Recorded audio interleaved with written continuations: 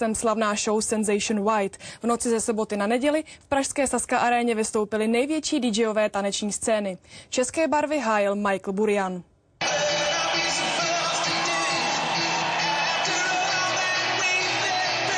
Netradiční páky netradičních rozměrů Sensation White poprvé ve své 7leté historii dorazila do Prahy.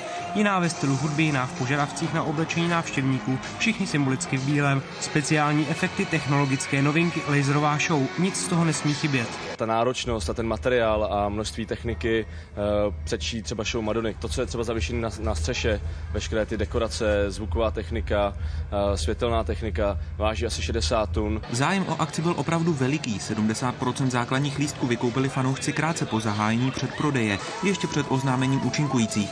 15 000 tanečníků neváhalo zavítat z různých koutů Česka ani z měst okolních zemí, například z Vídně. Je to největší věc, kterou jsem kdy viděl. Je to opravdu fascinující. Pecka, super, myslím, že si to tady každý užívá. Po tom, co se tady vystřídali všichni nejlepší DJové a mělo to velký ohlas, tak to v podstatě muselo přijít a je to dobře, že to dorazilo i sem. Jedna z hlavních hvězd, David Guetta, superstar na světovém tanečním nebi, nebál se do taneční podoby zremixovat například hit od oblíbených Red Hot Chili Peppers.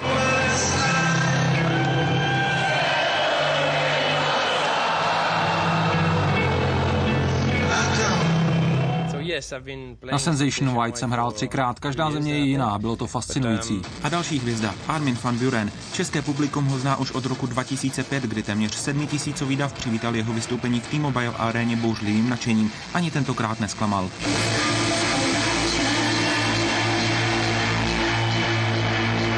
Taneční hudba se díky podobným akcím čím dál tím více přibližuje veřejnosti a zájem o ní začíná převyšovat návštěvnost například rockových nebo popových koncertů. Média spojují taneční muziku se stylem techno a techno s check-techem, což je absolutně něco jiného. Vidíte to tady.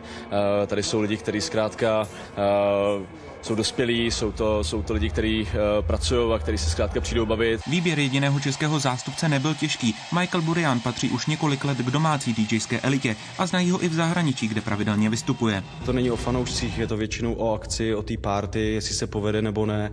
A když se lidi přijdou bavit a baví se, tak je to jedno, jestli je to v Praze, nebo jestli je to v Berlíně, nebo třeba někde v New Yorku. A publikum nadchla i tvorba dvojice Gabriel and Dresden, Sandra Van Doorna nebo Sebastiana Ingroza. Ti všichni a mnoho dalších promotérů naplnilo 9 hodin famózní akce. Noc z 2. na 3. června se nesmazatelně zapsala do dějin české taneční scény. Všichni fanoušci Sensation White se sejdou opět 7. července v Amsterdamu. Pavel Schuster a Martin Schubert, Česká televize. Bollywoodská herečka Šilpa Šetyová uvedla svůj nový film Život v metru. Světová premiéra proběhla v Londýně.